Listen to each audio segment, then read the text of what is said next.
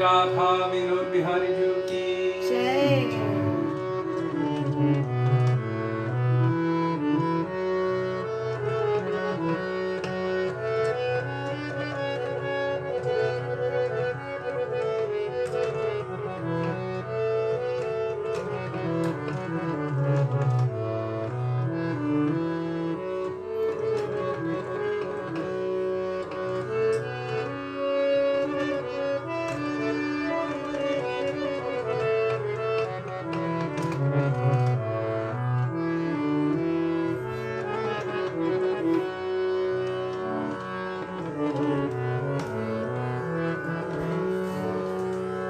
Radhe Radhe, Dandavat Pranam. Dandavat Pranam. Welcome to Shri Shri Radha Vinod Bihari Mandir, Gopinath Bhavan, Shri Vrindavan Dham.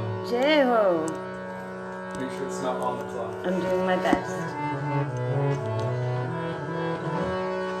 Shri Gurudev Ki ki Jai. jai, Shri Prabhupada ki Jai. jai, Par Guru Varga ki Jai. jai, Pati Pavan Shri Nityananda Prabhu Ki Jai. Prem Purushottam Sakshinandana Gaura Hari ki jai, Radha Vinod Bihari Ji ki jai, Radha Raman Ji ki jai, Giriraj Maharaj ki jai, Harinam Sankirtan ki jai, Hare Krishna Mahamantra ki jai, Gaura Bhakta Vrinda ki jai, Nitai Gaura Premanande Hari.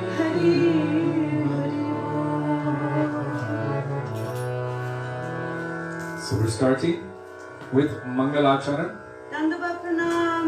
Dandavat Pranam. In this book, Gauriya Gita Kucha, Shri Gauriya Gita Kucha, page 1, Vandeham Shri Guru, Shri Yuta Patakamalam.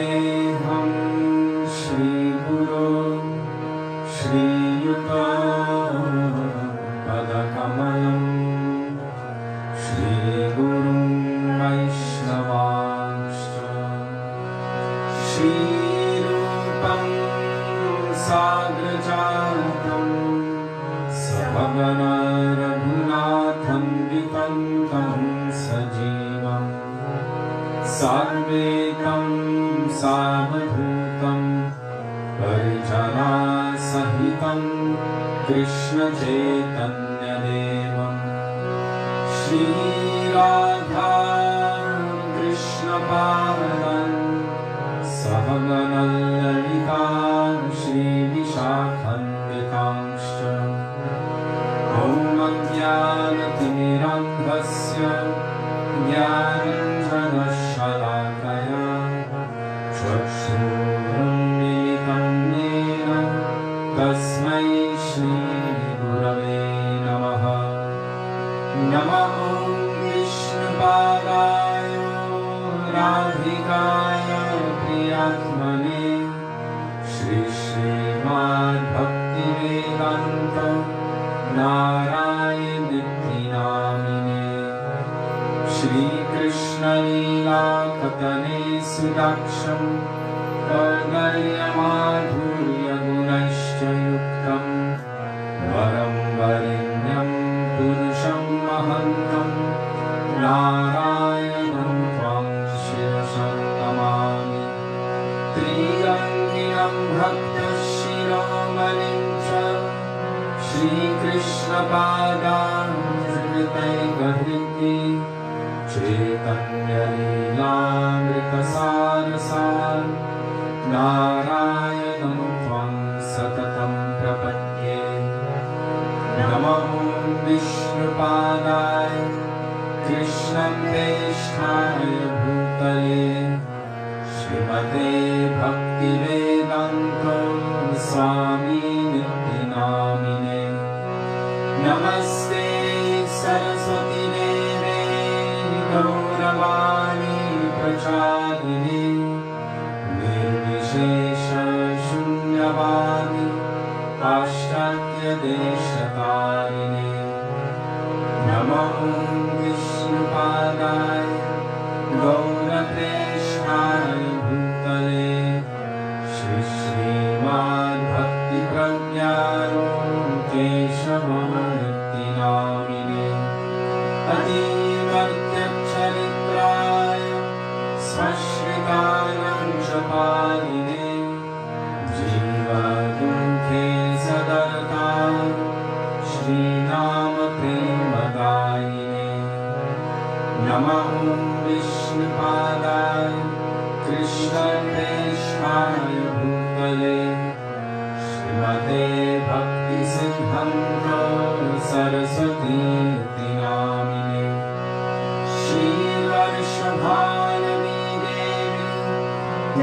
कृष्णभक्ताय कृपाभये Krishna सम्बन्ध विज्ञान दैवे प्रभवे नमः माधुर्योज्ज्वल प्रेमध्य श्रीरूपानुगभक्तिदा श्रीगौरकरुणाशक्ति विग्रहाय नमोऽस्तुते नमस्ते गौरवाणि श्रीमूर्तये दिनकारिणे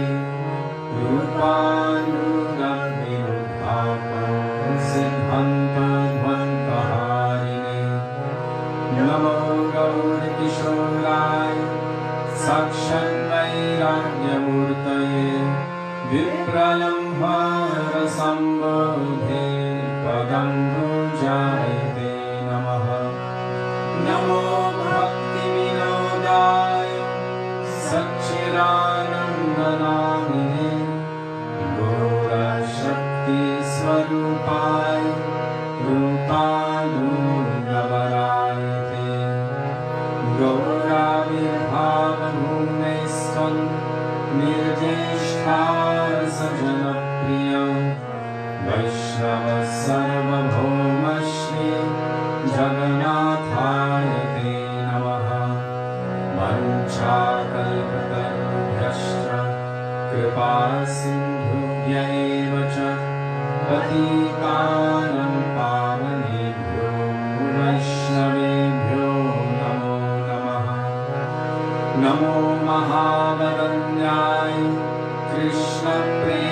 कृष्णप्रेमप्रदायते कृष्णाय कृष्णचैतन्य नाम्ने गौरद्विषे नमः हे कृष्ण करुणा सिन्धो दीनबन्धो जगत्पते गोपेश गोपिकान्त राधाकान्त नमोऽस्तुते तप्तकञ्चन गौराङ्गी राधे वृन्दावनेश्वरी वृषभानुसुते देवी प्रणमामि हरिप्रिये जयतं सुरतो combo मम मन्दं मते गति मत्सर्वस्वत्पदम्बोजो Radha मदनमोहनो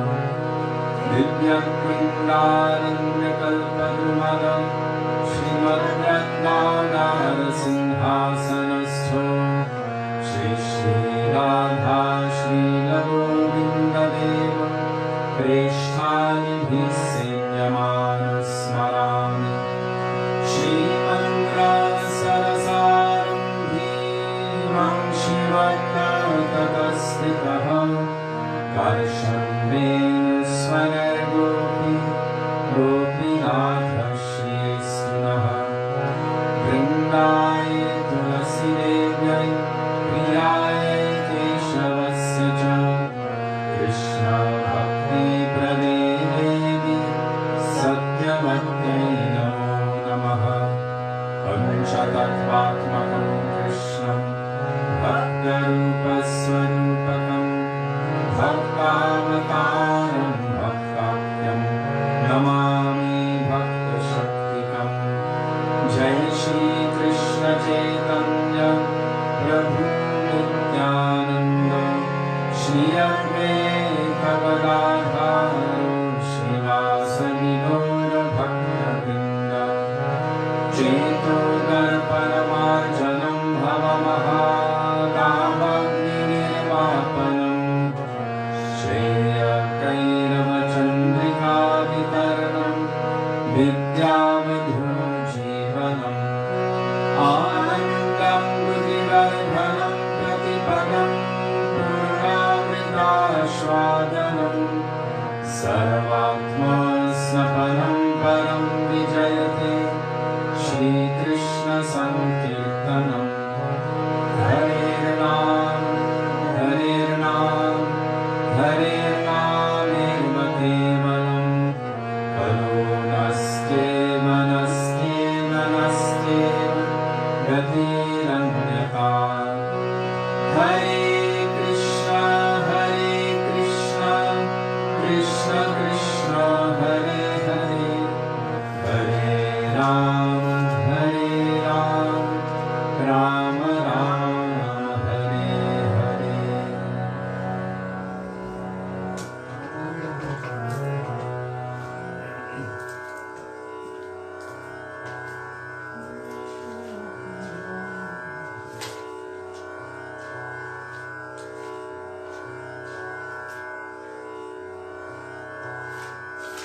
Shri Guru Charana Padma, Kevala Bhakati Sadma. Page 28. I don't think Jivapavana is here. So, That's right, Jiva Pavana Guru is not able to be here at this moment. I forgot. is tomorrow Bhaktivinoda I'm not sure. No, Vaman Dwadashi. Tomorrow is Vaman Dwadashi. If there is anyone who's expert at rapidly finding bhajans, who would like to post the bhajans as we are about to sing them, you are welcome. There's Gaudiya app and Yes, there's the Gaudiya Kirtan app, and then there's kksongs.org, and then there's another one called vaisnavasongs.com or .org, I'm not sure. so if anybody wants to or can do that seva, it would be lovely. If not, hopefully you have a songbook and it's page 28.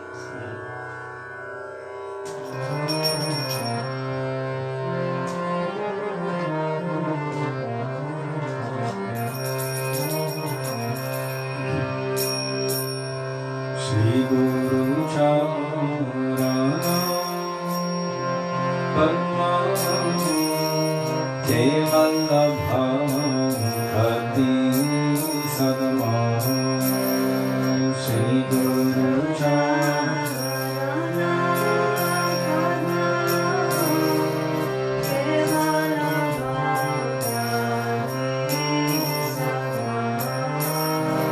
Vando Samudhano Mahate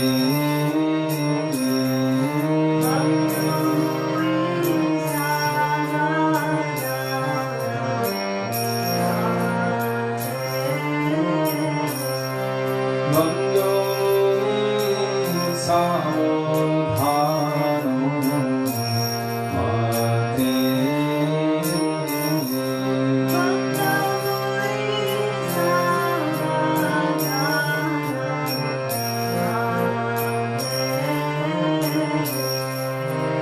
Jaharo Sane Bhavato Riyaja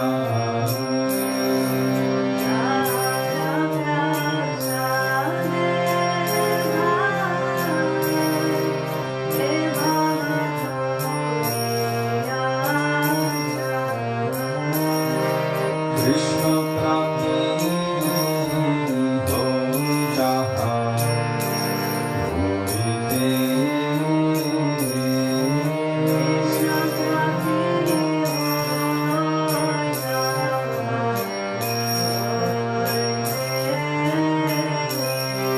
Krishna Prati Ho Jaha Hoite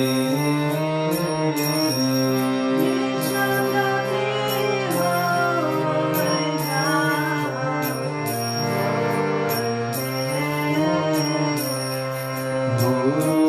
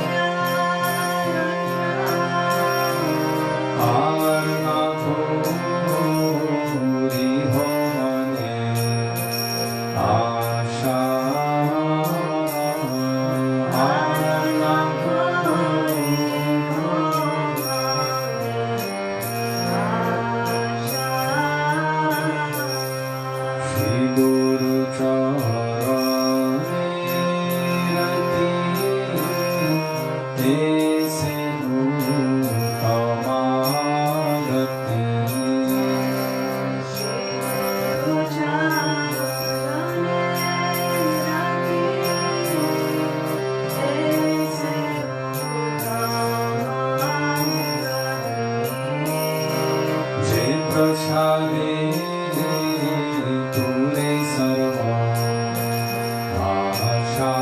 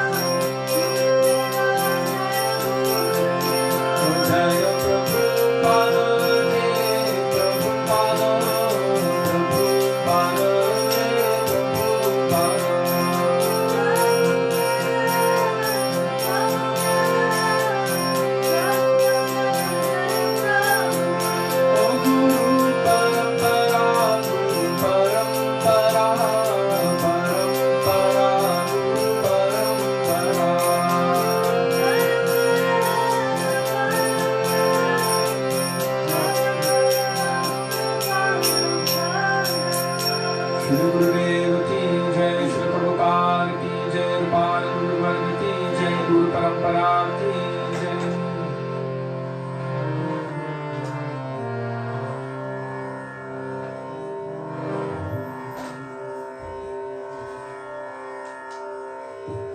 Shuddha Bhakata Charna Renu Bhajana Anukul. because today is Ekadashi for us, and also it is glorifying the Vaishnavas and all things favorable for bhakti. S-U-D-D-H-A, Shuddha, Bhakata, B-H-A-K-A-T-A. And if you look under the name Lavangalata, it seems that she is taking on the seva of adding the bhajans. So look for Lavangalata, and she's putting up the lyrics, and it says in big capitals lyrics. So just keep scrolling down. And thank you so much, Lavangalata Didi, for taking this seva. So that's page 216 in our songbook. 216, Shuddha Bhakata Charana Rena. Sudevi, would you like to read it? I don't have much of a voice. Okay, I'll do it. I'll do it.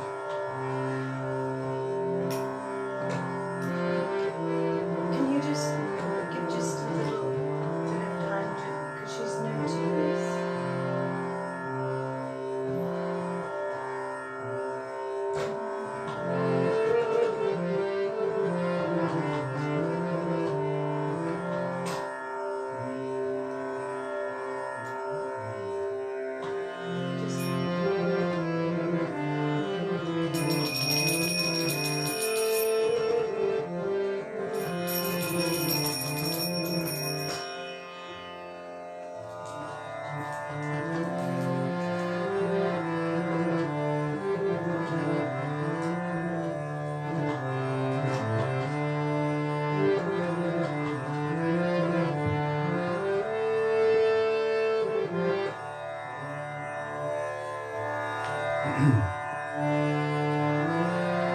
Shuddha Bhakata Charanarenu Bhajanayanu Gurudeva. Shuddha Bhakata Charanarenu Bhajanayanu Gurudeva. Bhakata Seva Param Srila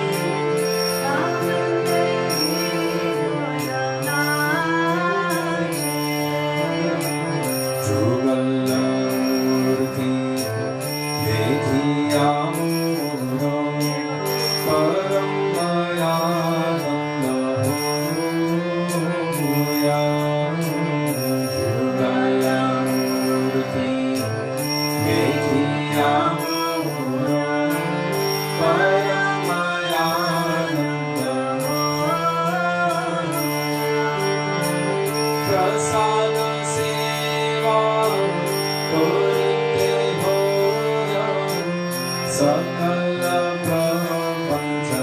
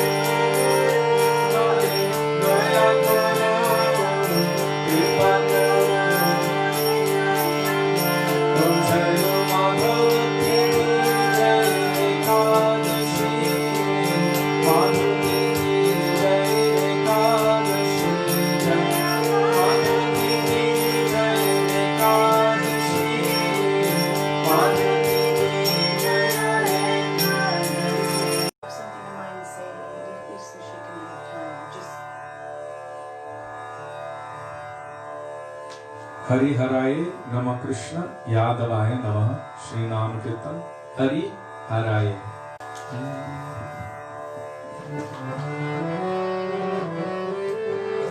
It starts with Hari, H-A-R-I, then H-A-R-A-Y-E. Hari Haraye.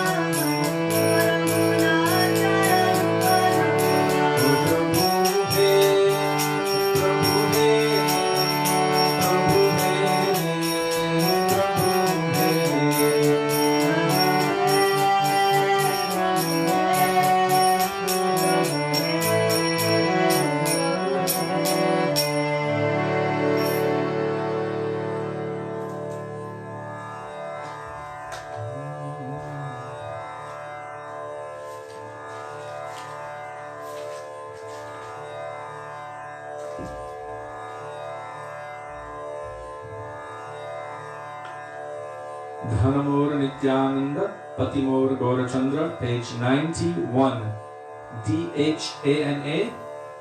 Dhanamora Are you sure that's Nityananda. I'm pretty sure it's there.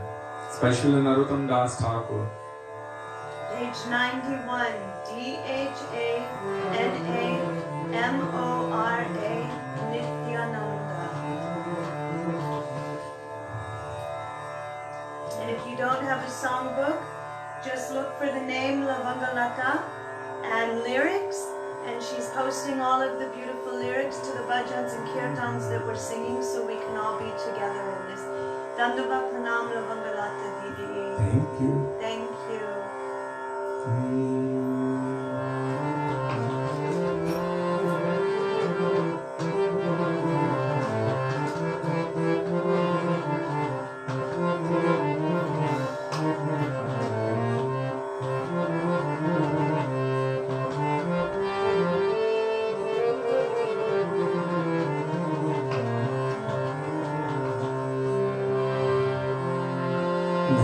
Dhanamora Nityananda Patimura Gaurachandra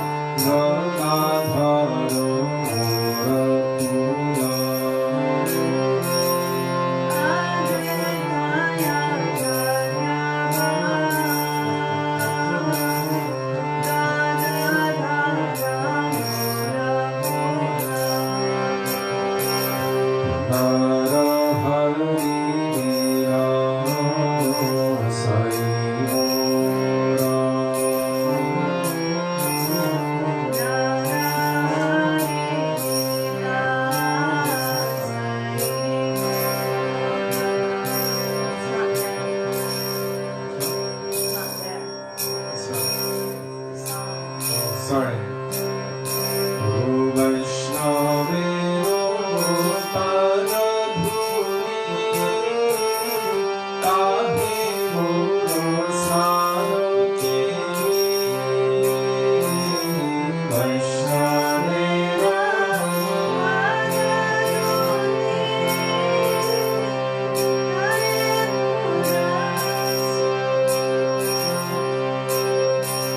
Atar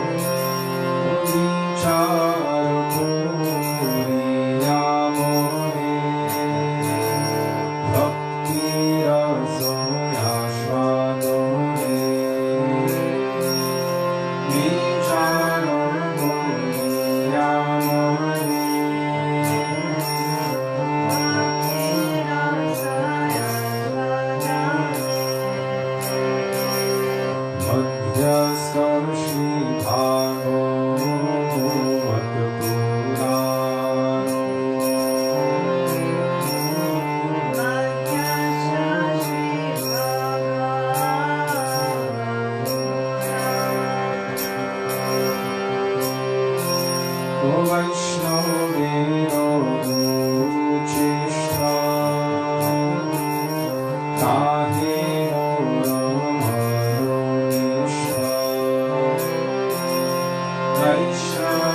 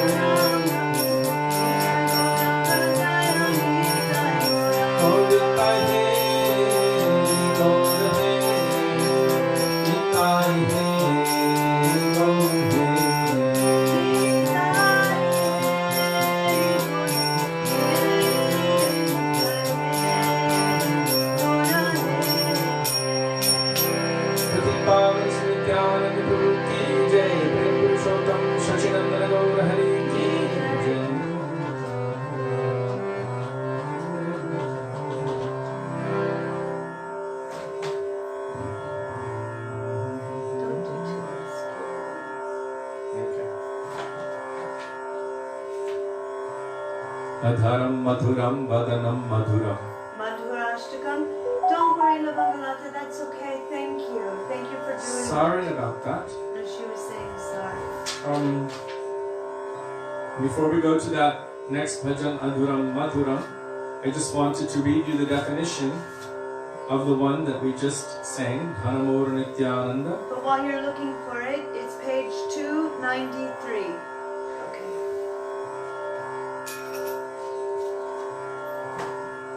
Lost my page. So that bhajan we just sang was a beautiful bhajan by Srila Narottam Das Thakur. And it says, the title is Firm Faith in Gaura Nityananda. He's saying, Nityananda Prabhu is my wealth, Sri Gaurachandra is my master, and the youthful divine couple of Braj are my very life. Advaita Acharya is my strength, Gadadhar Pandit is my family, and Narahari Sarkar is my joy. My bath is in the dust of the lotus feet of Vaishnavas. My satiation is in the names of the Vaishnavas, and I have concluded that in order to savor Bhakti Rasa, the best medium is Srimad Bhagavatam. My mind has firm faith in the remnants of the Vaishnavas and delights in the names of the Vaishnavas.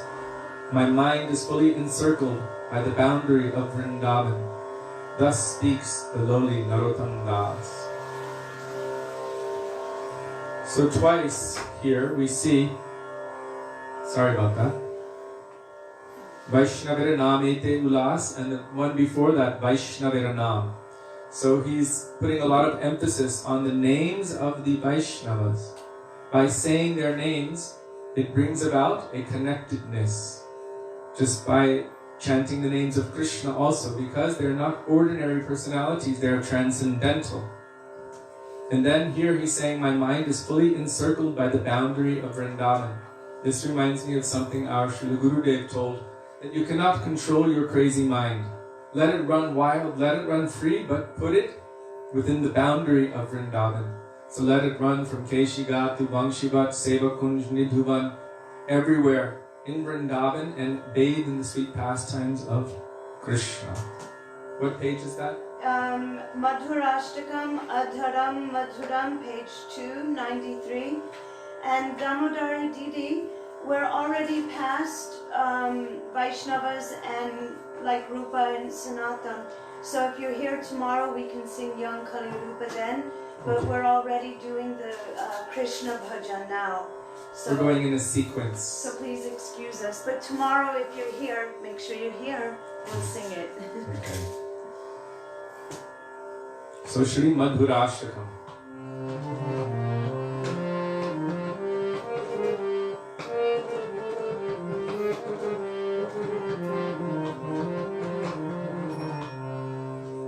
Remember the one that we would sing for Gurudev? Yes. No, not you. You.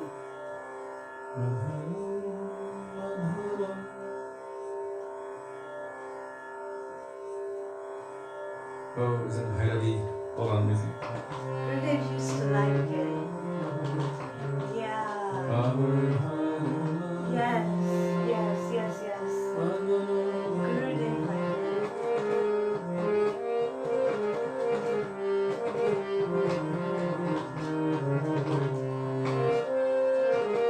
Okay, I'll try it. I will try to see if I can remember it. Hold on.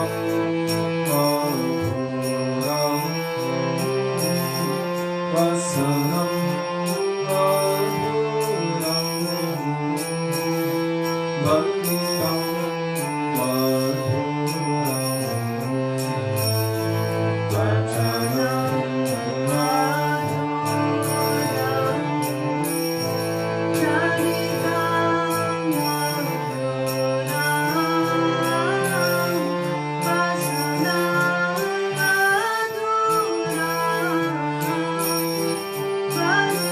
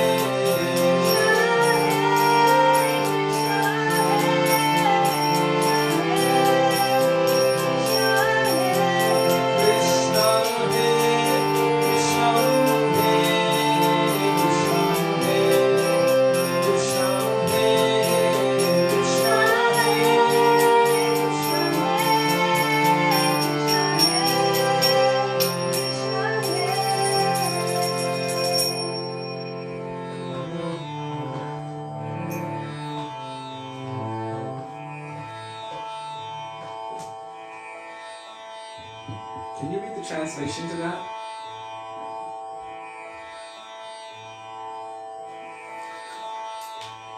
His lips are sweet, his face is sweet, his eyes are sweet, his smile is sweet, his heart is sweet, his gait is sweet. Everything is sweet about the original Lord of sweetness.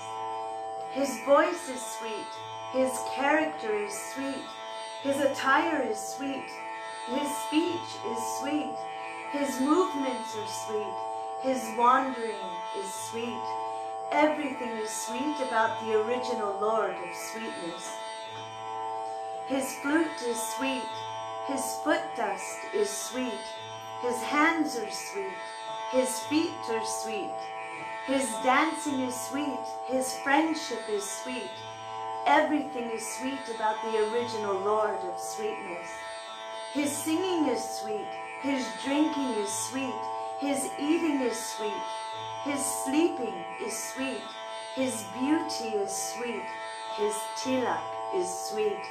Everything is sweet about the original Lord of sweetness.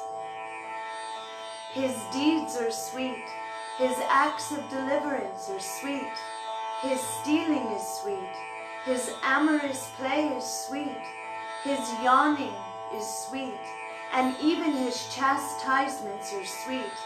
Everything is sweet about the original Lord of sweetness. His garland of gunja berries is sweet, his flower garland is sweet, his Yamuna river is sweet, her waves, water, and lotuses are all sweet. Everything is sweet about the original Lord of sweetness. His gopis are sweet, his pastimes are sweet, that's so loud. His paraphernalia and ornaments are sweet, his food is sweet, his delight is sweet, his embrace is sweet.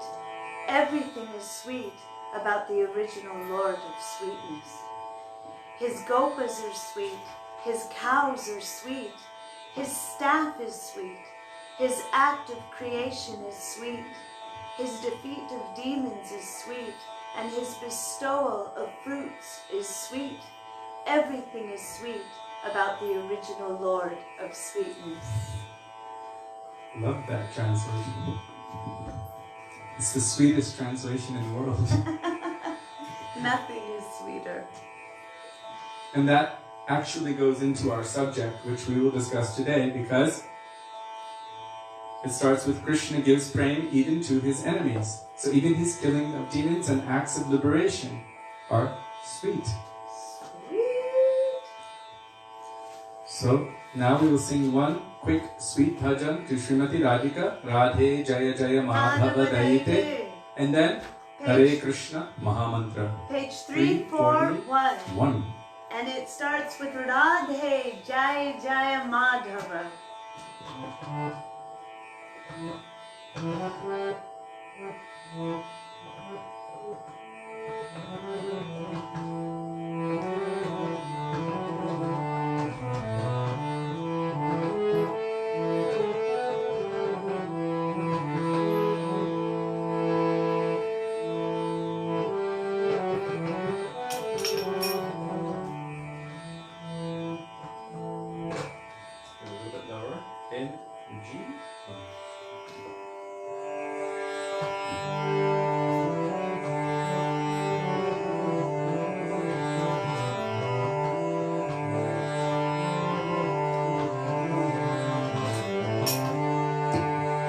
Jaya Radhe Jaya Jaya Madhava Daite. Gokula Taruni Mandala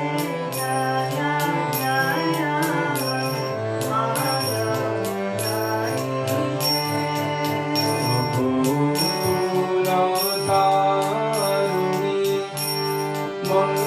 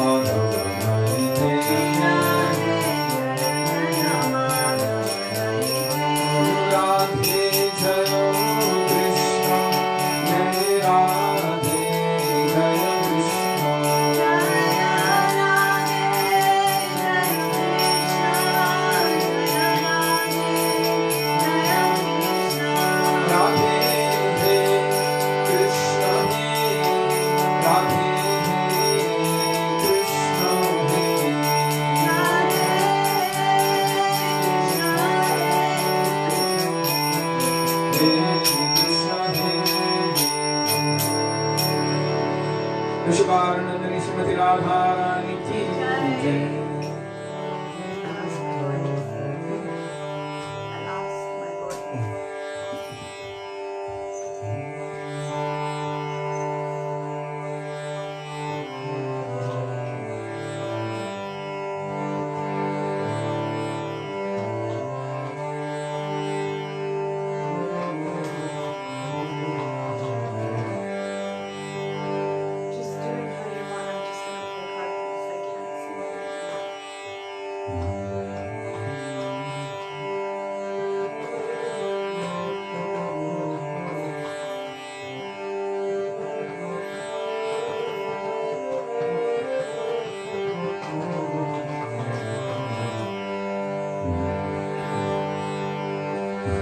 Krishna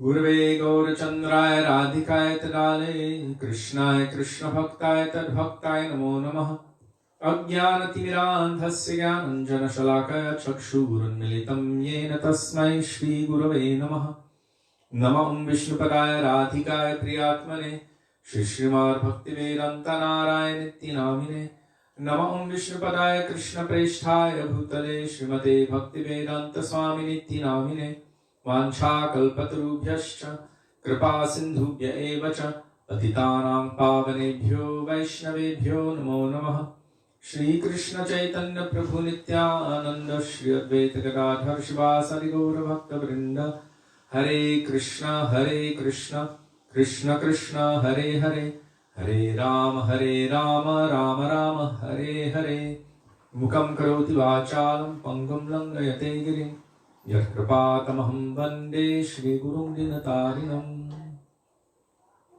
First of all, I offer my Dandava Pranam thousands of times in the dust of the lotus feet of our beloved Gurudev, Nitya Lila, Prabhishna Vishnupad, astottara Shri Srimad, Srila Bhaktivedanta, Narayan, Goswami Maharaj. In the same thousands of Dandava Pranam in the dust of the lotus feet of Nitya Lila, Prabhishna Vishnupad, astottara Shri Srimad, Srila Bhaktivedanta, Swami Srila Prabhupada, and to all of our Rupanuga Gauriya Guru Varga, and to all Vaishnavas past, present and future, including all of you who are present with us today, I offer my Dandavat Pranam. Dandavat Pranam, Radhe Radhe. Radhe Radhe.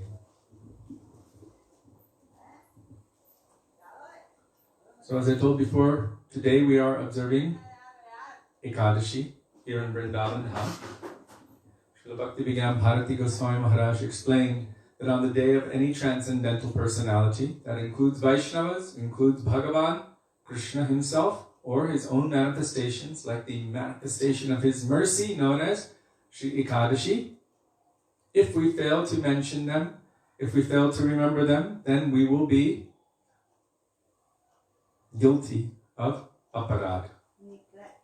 Neglect. But also it is offensive because they are coming to us to give us mercy. And if we neglect them, then this is also offensive. As if someone comes to your home out of affection and you ignore them, you don't acknowledge them. It's different right now during the time of COVID, so don't take it personally. But in general, if someone comes to your home, even your enemy, they should be treated as a friend. And at least given a glass of water. It should not be disrespected. So this would be considered against affection. Aparadha means against affection. So on the days of the pure devotees, on the days of Bhagavan, on the days of Shakti, on the days of Ekadashi, which is also the Shakti of the Lord, the manifestation of his mercy and compassion, coming in the form of time to give us a special opportunity, we should honor and remember these days. So Madhavatiti Bhakti Janani Jatani Palana Kori Krishna Vasati Bori Parama Adare Bori. These days, like Ekadashi and Janmashtami, Krishna resides within them. Krishna Vasati. So in that bhajan it is said that we should very, very carefully Jatane Palana Kori, very carefully maintain or uphold or respect this day, that this is Krishna coming to me to give me mercy, to amplify whatever favorable thing I do on the path of bhakti. So I should jump on that opportunity to maximize my bhakti sukriti. On this day, if you follow anything favorable for bhakti, you'll get 1,000 times the benefit. So any other day you'll get $1 or €1 or £1, wherever you are. But today, if you do the right thing, we'll give you 1,000. The right thing means everything that is favorable for the development of Krishna Bhakti, starting with taking shelter of the lotus feet of the pure devotee, Shuddha Bhakata Charanarenu. This is very favorable for bhajan. Bhajan doesn't just mean the songs. Bhajan means all of those practices that one undertakes to attain bhav, to attain a transcendental, loving, serving mood to the lotus feet of Krishna. So Madhav Titi Ekadashi, Bhakti Janani. Ekadashi gives us this opportunity, like a mother, gives us this opportunity to awaken devotion in our lives. So the mother of devotion, this is special, the mother of devotion, Bhakti Janani. Not just the mother of anything, but the mother of bhakti. So our bhakti is so small, maybe not even sprouted yet, but she is giving birth to that. So if we honor her, we respect her, we do everything which is favorable for bhakti and avoid whatever is unfavorable. That is a natural side effect of accepting what is favorable. Right? Naturally, you don't even have to think about it. If I go for everything favorable, then naturally I will avoid the unfavorable. But it is also necessary to understand what is the unfavorable if we want to progress on the path of favorability. So we should avoid all kinds of simple activities, as if we do simple activities. None of us do that. We should avoid all kinds of simple activities, and we should engage ourselves, our mind, our bodies, our words, our speech, our activities, everything, our heart and soul, everything in the service of Krishna. How? Through hearing about Krishna, through speaking about Krishna, speaking about Krishna's names, glorifying his names, forms, qualities, and pastimes, chanting his names, by doing any activity which is favorable for bhakti. Like today, Sudevi dressed Thakurji. She did their shringar. So this is also Sri Murtir Shraddhaya Sevan. By remembering the pastimes of the Lord, as we've heard from Sri Guru and Vaisnavas and read in Shastra. All the activities which are favorable, by cleaning the temple, even by cooking. We shouldn't be thinking, I'm cooking for my family. I should be thinking, I'm cooking for Krishna. And then whatever comes as remnant, then we will give to everyone. But we can even expect, like when they did Govardhan Puja the first time, Giriraj Maharaj manifested a gigantic, humongous form with thousands of arms and was taking all of those preparations and consuming them.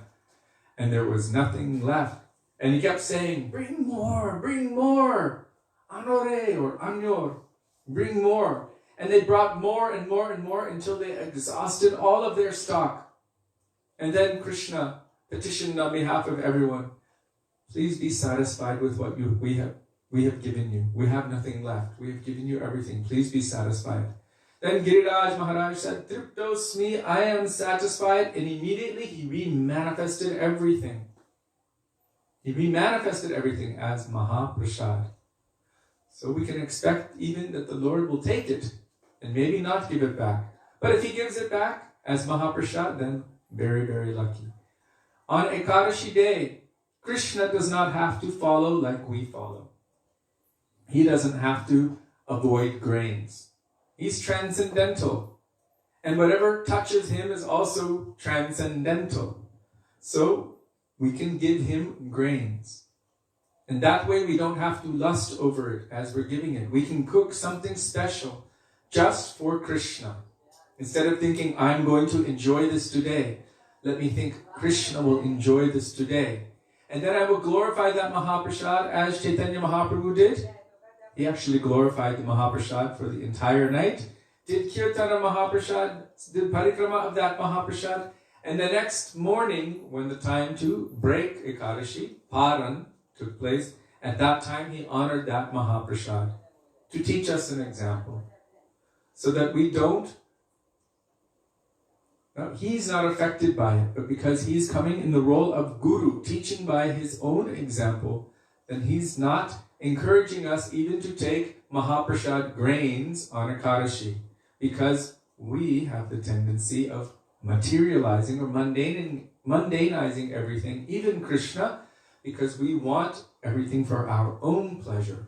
So if we're looking at the grains and the beans and thinking, oh, I want this for my enjoyment, Krishna will give us enjoyment, because he says, as you approach me, I reciprocate accordingly.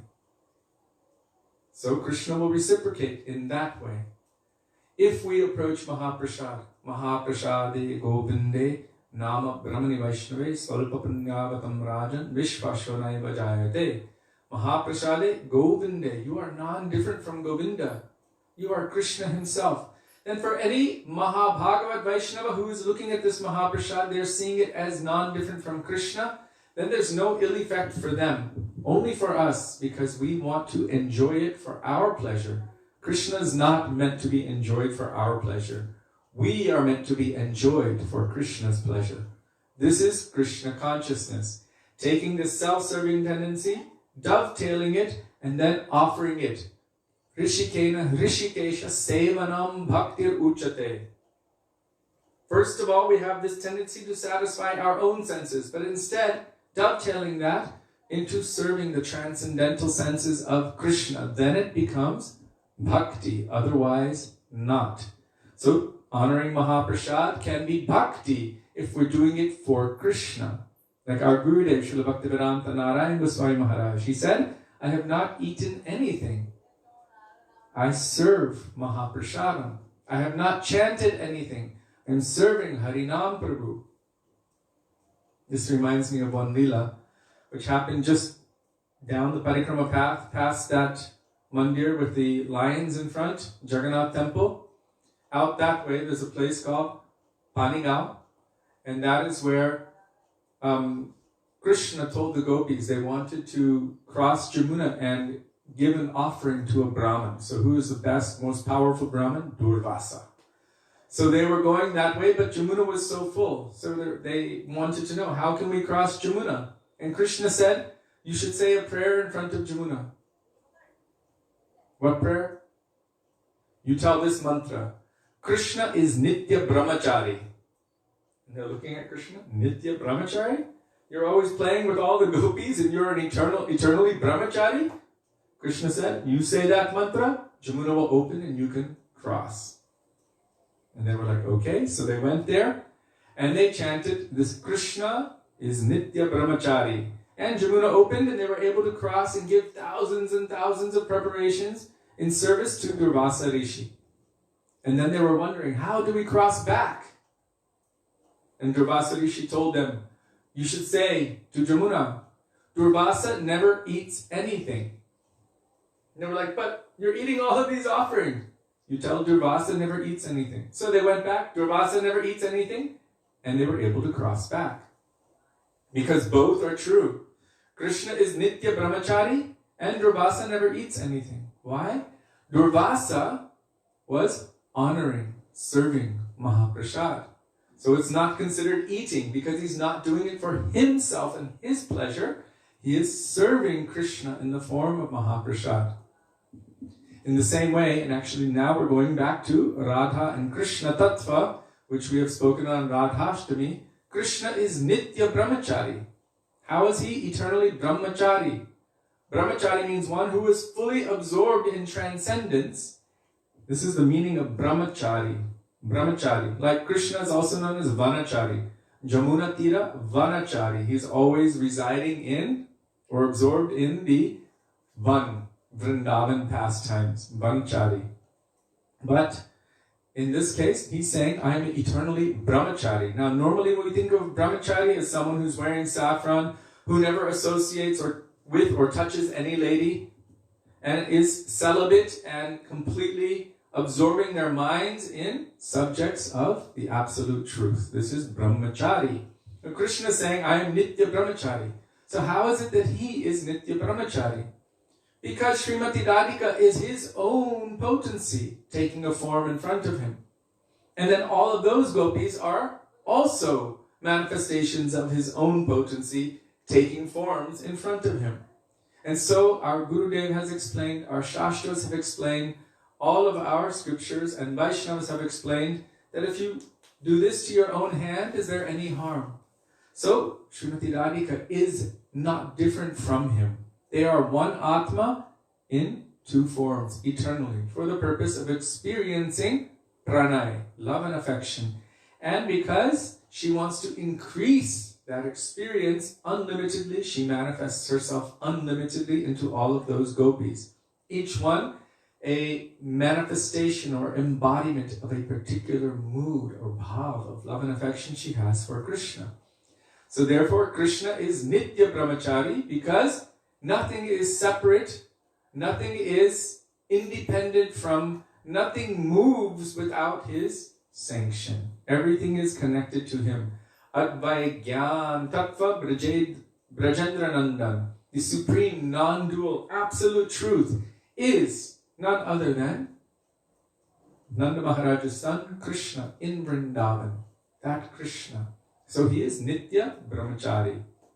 So coming back to the subject of Ekadashi, if we engage all of our senses, all of our activities to the maximum degree in bhakti anukul activities, those activities which are favorable for bhakti, all of those activities, then that will be multiplied thousands of times. And the proof of our desire and greed to move forward on the path of bhakti is that we will do whatever we can to maximize the benefit that Ekadashi will give us.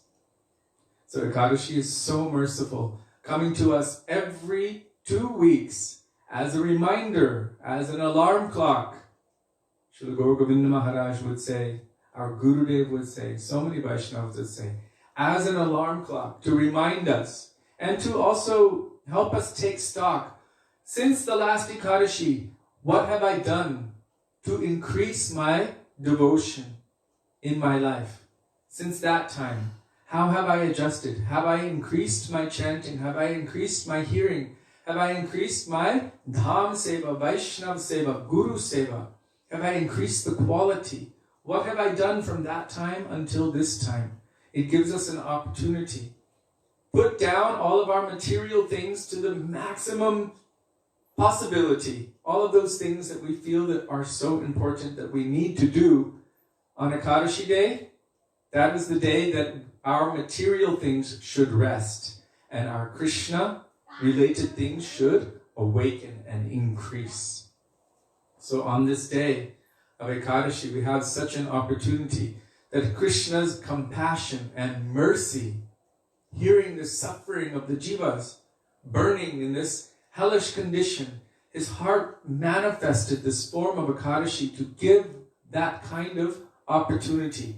Every 2 weeks, just give honor, respect, avoiding some things and giving full energy toward Krishna Bhakti. And this will catapult you thousands of times forward on the path of love and devotion, by which your Atma will become completely happy, and by which we can also make Krishna happy. We will be able to please Krishna. So Madhav Titi Ekadashi Ki Jai. And tomorrow is also an amazing day.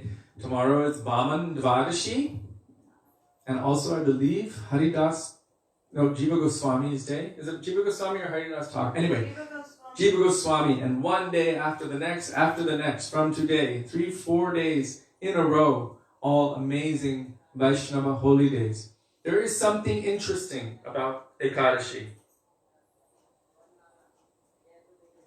Usually on the appearance of any Vishnu Tattva. Tomorrow is the appearance of Vishnu Tattva, Vaman Avatar. On the appearance of Vishnu Tattva, it is necessary to fast. On the appearance of Shakti Tattva, it is not necessary. Our Param Gurudev Srila Bhakti Pragyan Keshav Goswami Maharaj, he explains this. It is in his book, in the biography, Acharya Kishori, when it came to Radhashtami, that it is not necessary to fast, that this is some smarta conception that one should... Smarta means something which is not really proper or not in line with the Gaudiya Vaishnava Siddhanta, that one must fast on the Shakti days. Because every day is Shakti day. Unlimited Shaktis are there. Unlimited. So every day is a Shakti day. But on the days of Vishnu, on the days of Krishna, Krishna Janmashtami we fast, Gaur Purnima we fast, Ram Navami we fast. Not on the days of Vaishnavas either. Why? They're also Shakti Tattva, especially our Guru Varga. Who is Rupa Goswami? Who is Sanatan Goswami? Who is Bhaktivedanta Thakur? Who is Bhaktisiddhanta Saraswati Thakur? Who is our Srila Prabhupada? Who is our Gurudev? All Shakti Tattva. So it's not necessary to fast on their days. But on the days of Vishnu Tattva we fast, and on Ekadashi also we fast. So, I was speaking about the difference. When Ekadashi comes the day before Dvadashi, you're supposed to break Ekadashi at the right time. Otherwise, it's considered that you have not followed Ekadashi properly. Now, Srila Prabhupada said there are so many more rules which will gradually be introduced. Right now, you wouldn't be able to handle it all. But the idea that we should always remain in the very, very beginning level and not introduce anything else, this is also, I would say childish. And in fact, it's a sign of unwillingness to progress. Okay, so he said that there are so many more things which we will gradually need to progress, to help us progress. For now I'm giving this, but there are more things which need to be given. So to think that, okay, I've been given this, so I don't need to embrace what our Guru Varga have given us, because I have this. This is like thinking, I have learned A, B, C, and I can say CAT, but I should not learn the language. I shouldn't learn how to form sentences and paragraphs and write. That doesn't mean that Prabhupada only gave ABCs. He said everything is there in his books, but it needs to be understood in the proper way. Jaha Bhagavatamrita Vaishnavirasthane, always in the association of pure Vaishnavas. So many more things will be introduced gradually as one is progressing on the path of devotion.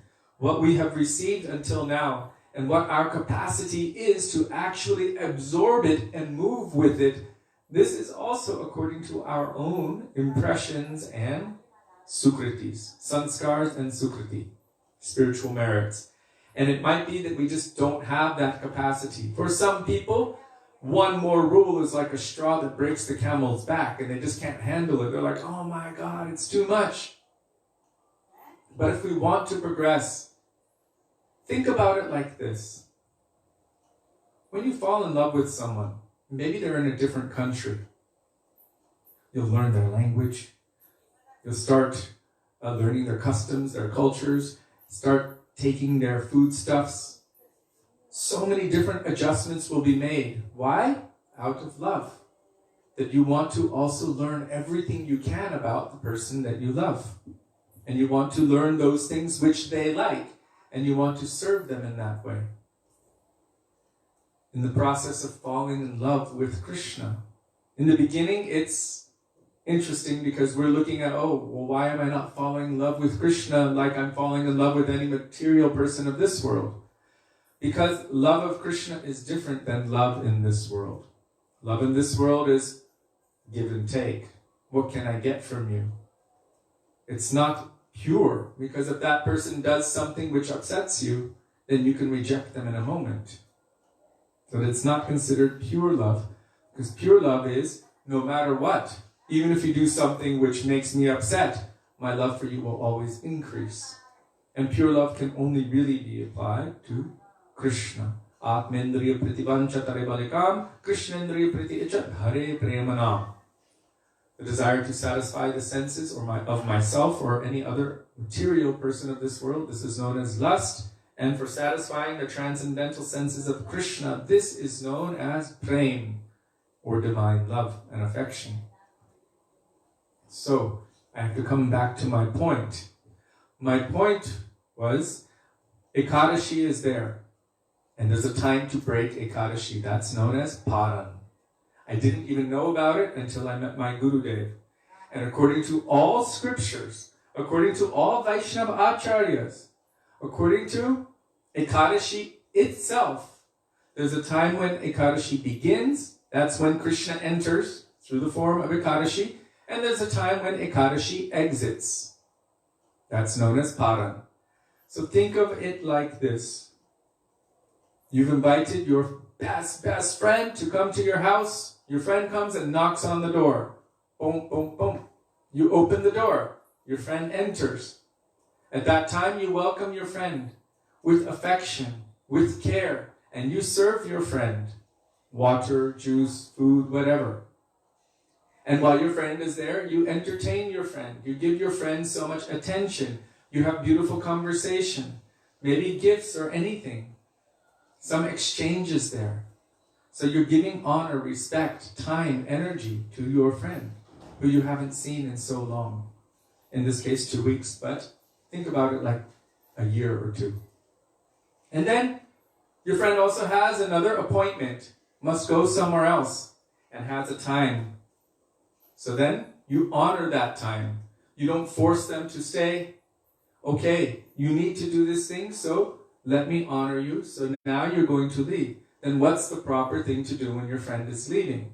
In Vedic culture, you go outside, you follow them as far as you can until you can no longer see them anymore. So the time that Ekadashi Devi leaves is known as Paran. And at that time, we honor Ekadashi by breaking that fast that we had taken. So this is the symptom or the feeling of honor which is there. Okay, now I have accepted this fast. Ekadashi has manifested in my life. Now Ekadashi is leaving, so now I'm going to break this vrat, this fast. Then the next day for us comes Vaman Vadashi. Vaman Dev is the incarnation or avatar of Vishnu, as we have already mentioned.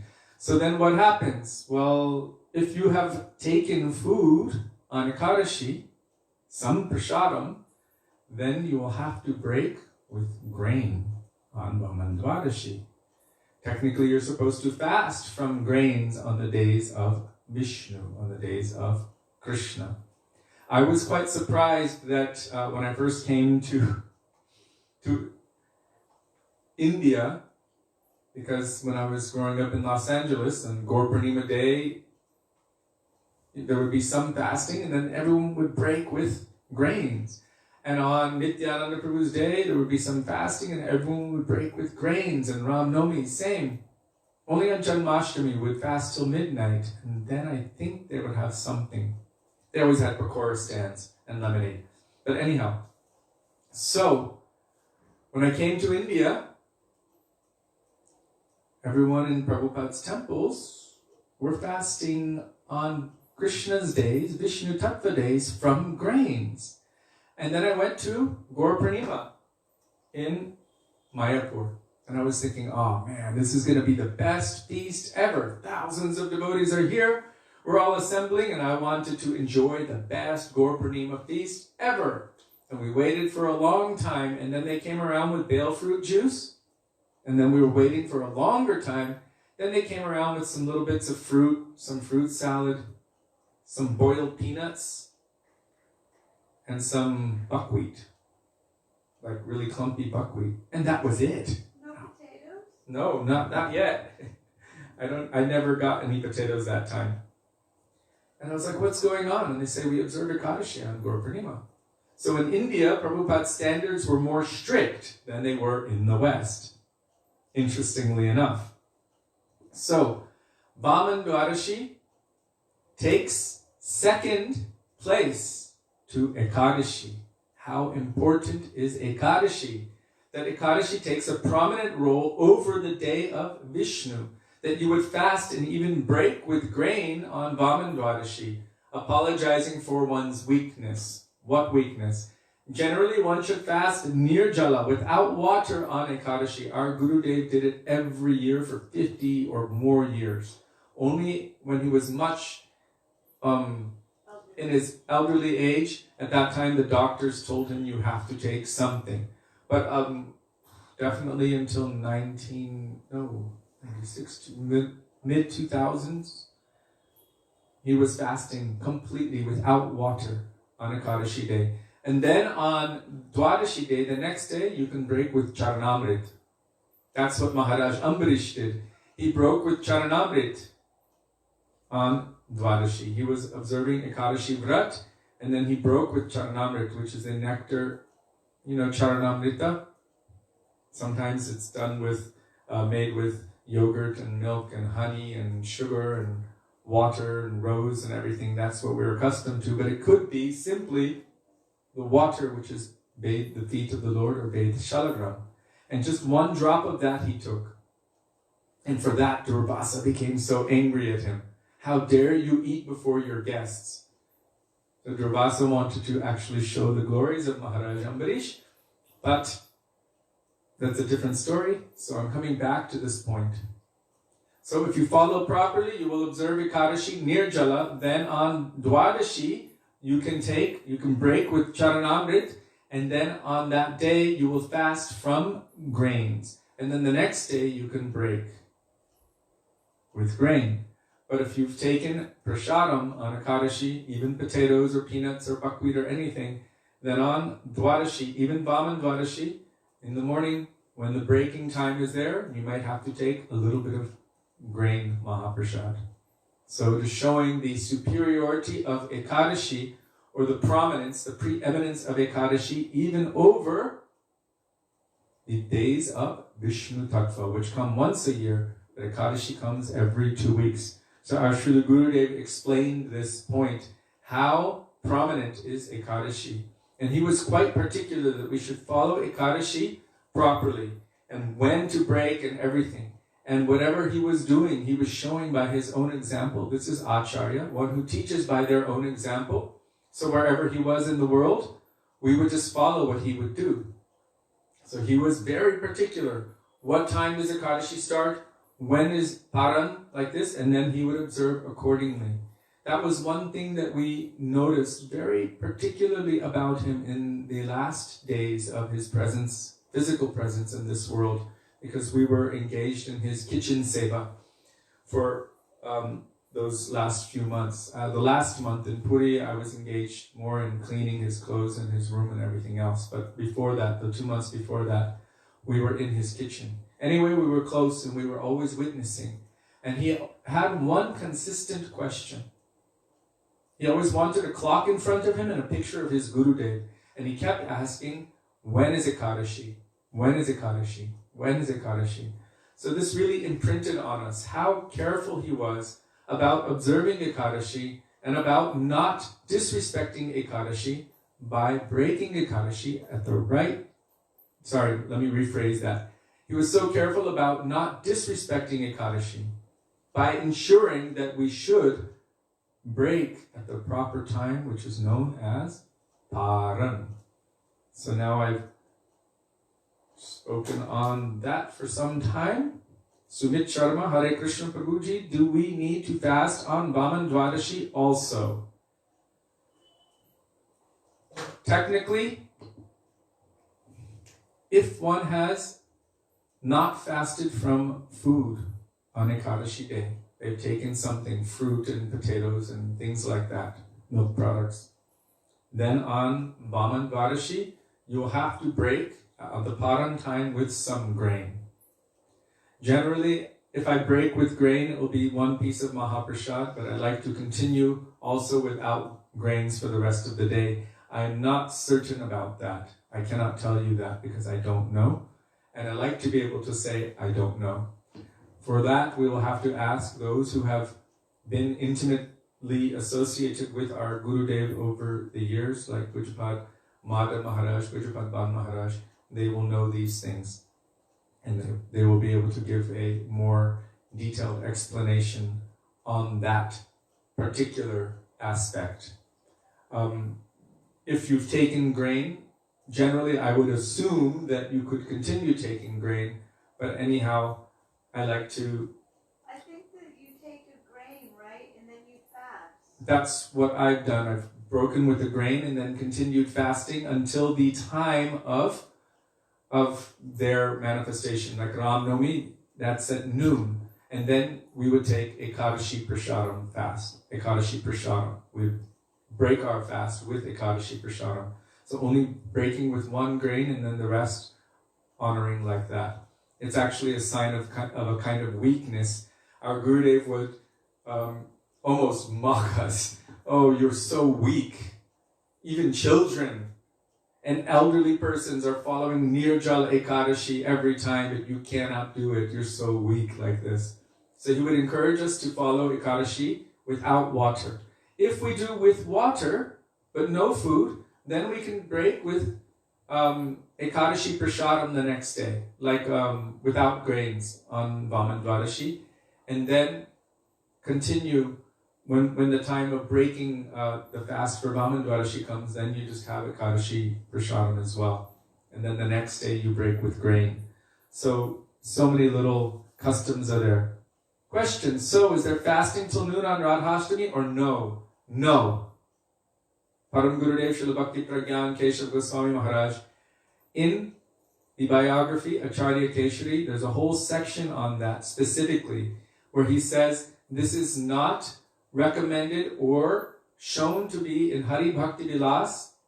This is like the guidelines for Vaishnavas, that we do not need to fast on these Shakti days. If you want to, you can, but there is no mandate that we must fast on the days of Shakti Tattva. Our Gurudev said Srimati Radhika is so sweet, so kind, and so merciful that she does not require you to fast on her day. Karunam Gurumai Karuna Bharite. She is the mother of mercy. She is so full of mercy and compassion and kindness. But our Gurudev and our Param Gurudev explained that every single day is a day of Shakti. So are you going to fast every single day? He said it is not required, it's not even recommended that one fasts on the days of Shakti. This is Radhika, Ramma, Satya, Shachi, Chandra, Rukmini. All of the Shakti days we don't fast. And that includes the days of our Rupanuga Guru Varga. It's not necessary to fast on their days, but we fast on Vishnu Tattva, Krishna Tattva days. So Krishna Janmashtami, Gaur Purnima, Ram Nomi, Vaman Dwadashi, and Nityananda Trayodashi, Baladev Purnima, we fast on those days. Yes, you should not take, what do they call them? Balaram honey cigars on Baladev's appearance day. You know, those, what is it? Like phyllo rolled up with honey and deep fried.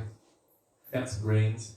So we don't take grains on the days of Baladev Prabhu, and we should not try to become drunk on Varuni juice either. This is not for those who are practicing sadhaks. That is what Baladev Prabhu does with the gopis when he does his Rasalila at Ramghat. He drinks Varuni juice, but we should not copy him and also drink Varuni juice. So, okay, let's see here. A clock, a picture of Gurudev and asking, when is Ekadashi? Yes. All right, so now, if there are any other questions, please let me know. Now we will continue going beyond Vaikuntha.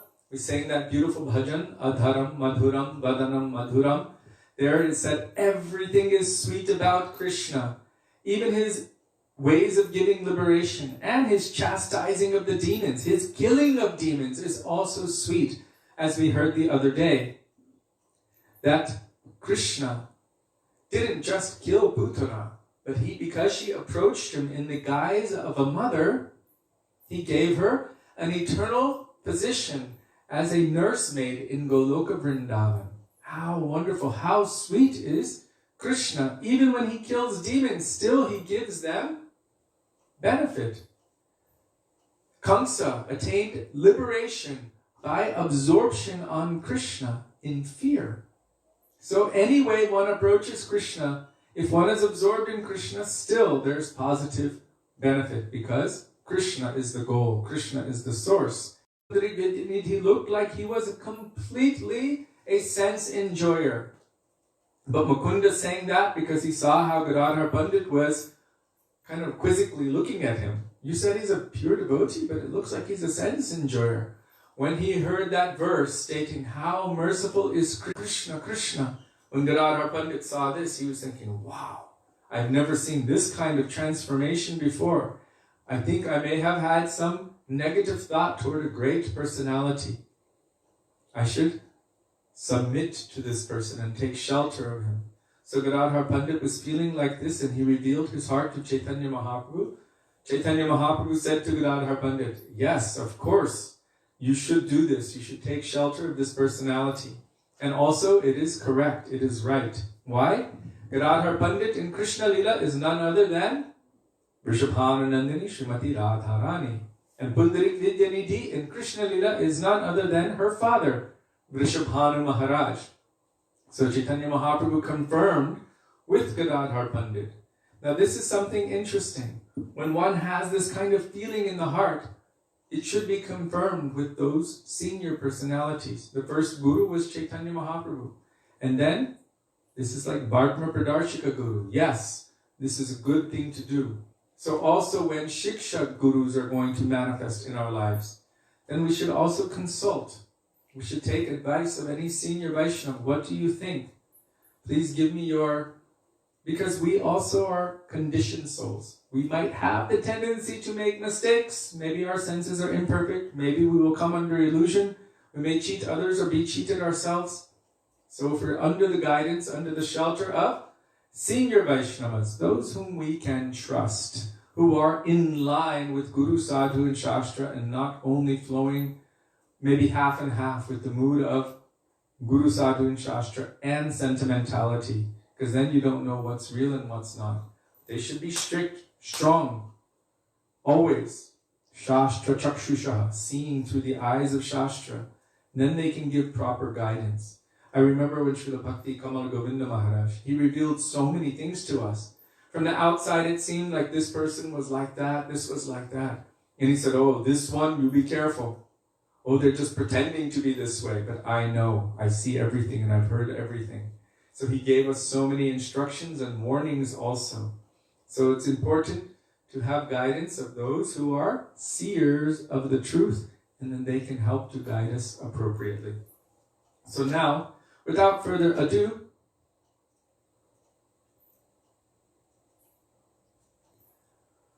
we will enter or continue going beyond Vaikuntha. First, we will pray in the lotus foot dust of our Gurudev and Srila Sanatan Goswami in the words of Raghunath Das Goswami. Vairagya Juga Bhaktira Samprayatna Apayana Mam Anubhipshamannam Kripambudiryaparadukuduki Sanatanasvam Prabhum Ashrayami. Begging in the dust of their lotus feet that may even a particle of their moods, which are present within these pages, manifest within our hearts.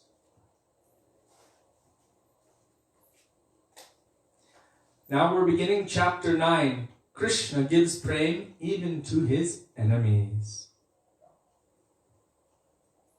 So previously Narada Muni was telling Gop Kumar in a secret, hidden way, because he couldn't tell it in front of everyone else. You know, you're not going to be satisfied here in Vaikuntha, because that personality whom your heart is eternally connected to, he's not here. You won't find all of those variegated pastimes that you are eager to participate in. You won't see Krishna here. Krishna with a peacock feather, holding a flute, playing so many games, wrestling with his friends.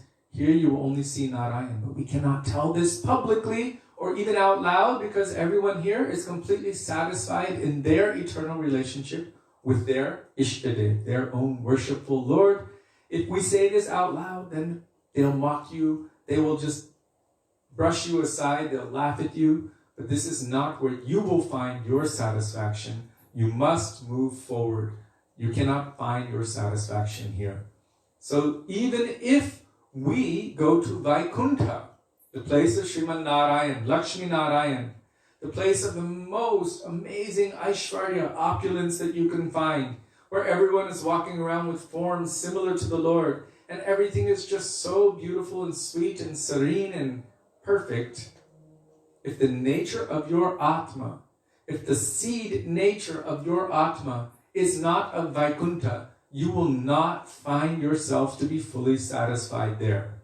Whatever inherent nature is there in your soul will have to carry you to your eternal inherent relationship with your eternal inherent worshipful Lord. One particular form of the Lord. Whether it's Ram, Krishna, Narayan, Narasimha, Vaman, whoever that is. And that's not a choice that we make with our mind or even our intelligence or our ego. I like this. Oh, no, now I like that. No, I like that. That's all about me. What about Krishna? So Sri Guru, who is Tattvadarshi, he knows Krishna. He knows the truth because he is a seer of the truth and is practically experiencing his relationship with that truth. Advaigyan Tattva Braje Brajendra Nandan. Srila Govinda Maharaj said, what is that? Tattva. That is Krishna in Vrindavan. He is practically experiencing his relationship with Krishna in Vrindavan. Because of that, he is a knower of everything. He is a seer of the truth, and he can also impart that knowledge of our truth. Who are you in relationship with your particular eternal Lord? Now you should do sadhana to attain your particular goal. Sadhya. Without that, then it cannot be considered sadhana. It's exercise, but it's not sadhana. Sadhana means kriti sadhya bhavet sadhya bhavasa sadhana vida nitya siddhasya bhavasya prakatyam hridi sadhyata. Those activities that one undertakes in order to attain a particular goal, and that is bhava bhakti. How do I know what my goal is? I can't figure it out by my own material mind, intelligence, or ego. Only someone who can see beyond all of that and beyond all of the material layers, they can see the nature of my soul. What is that?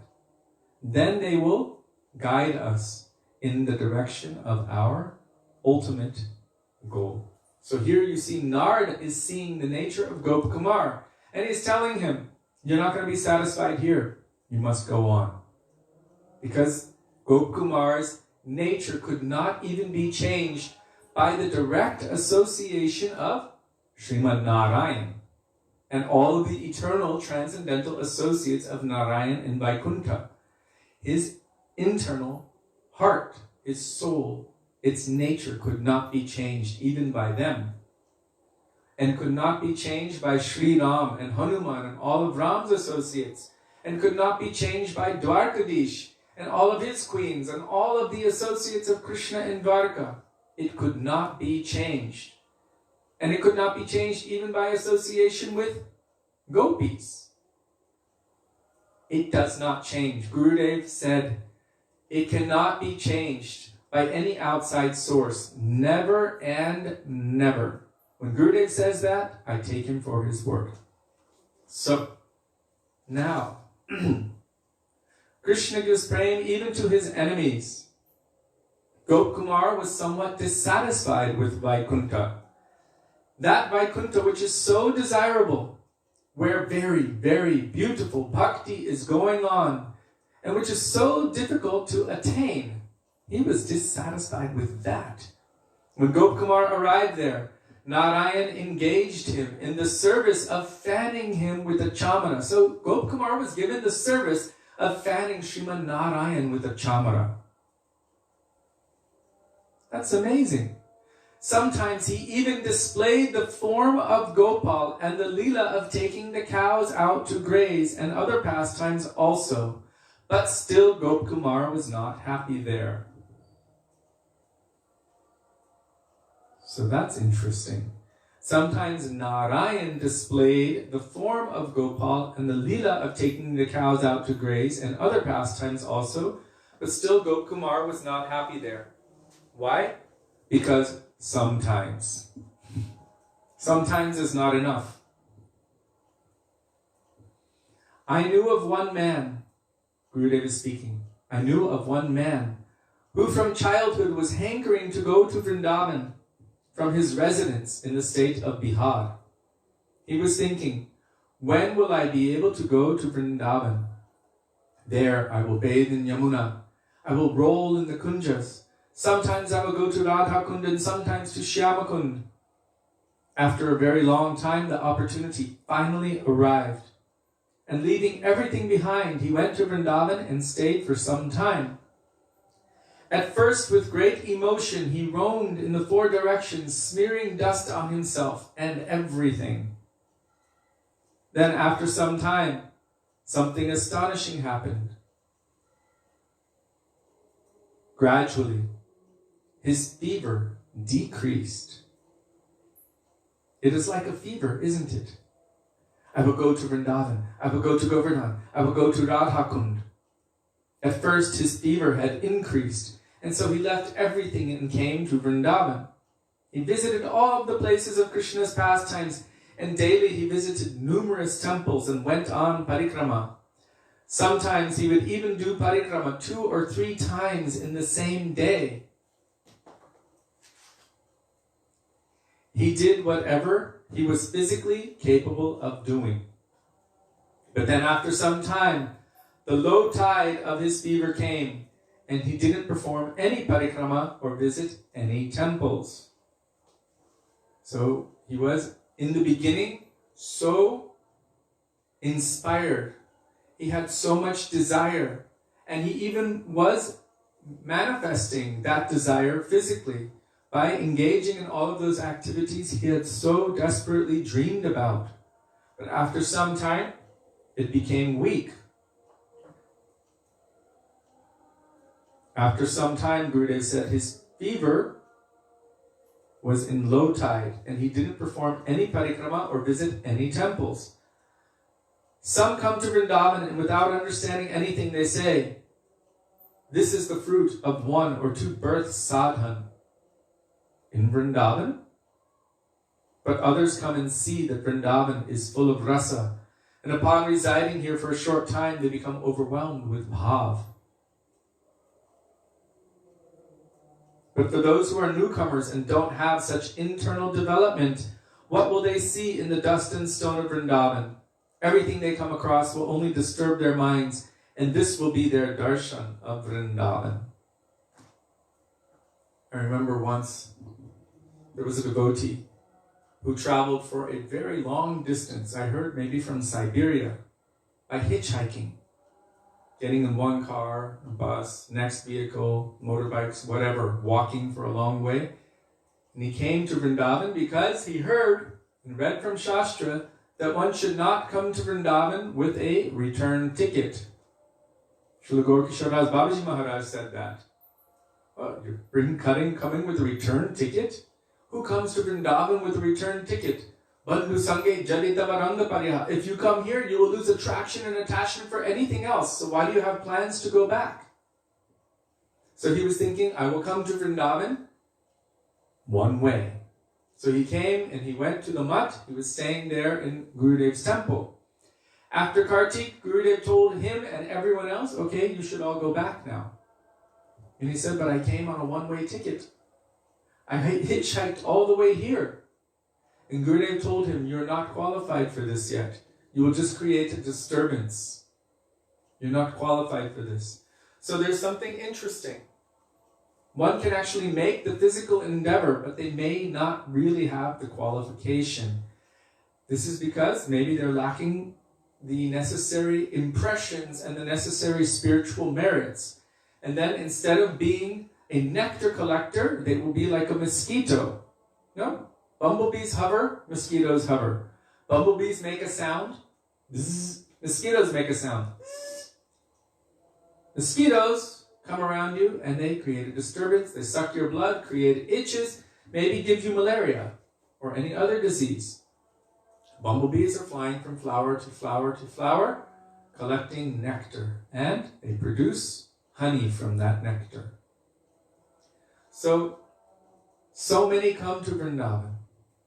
But do they really see Vrindavan?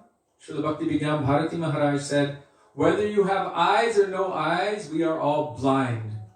There's a net of Maya covering the transcendental Vrindavan, and those who are not, those whose eyes are not smeared with the salve of love and affection for Krishna, Premanjana Churita Bhakti Vilochanena, Santak Sadaiva Hridayesh Vilokayanti, Yang Shyam Sundaram Achinta Gunasvarupa. Those whose eyes are not smeared with the salve of love, they will not see the real Vrindavan because the real Vrindavan is transcendental. And even so many people who are born here, who've grown up here their whole life, they're only thinking, how can I make more money? How can I marry that Western girl and go to America or Germany or England or wherever? How can I enjoy in the material world? They're not thinking about serving Krishna. They might not even know about what bhakti is about. It's all about Bollywood and Hollywood and Tollywood and whatever else. So this is not really a Brajabasi. Our Gurudev and our Guru Varga have explained. What is a Brajabasi? Someone who has Vishuddha Braja Bhav. Means their mood is always saturated with how to serve Krishna. Their hearts are overflowing with anurag, deep loving attachment. Those are the ones that Rupa Goswami recommends we should associate with. Coming to Vrindavan, or even not being physically in Vrindavan, but Tishtan Vrajetad Anuragi Jananugami, wherever the pure devotee is, because they have Krishna firmly trapped within the prison of their heart. Krishna is not alone. All of his associates are there, and Vrindavan is also there.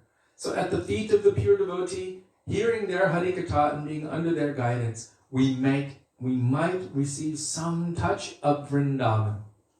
Today I was speaking with Ambarish Prabhu, the husband of Lavangalata, the devotees who are heading up the audio seva for Srila Gurudev, and so many other sevas as well.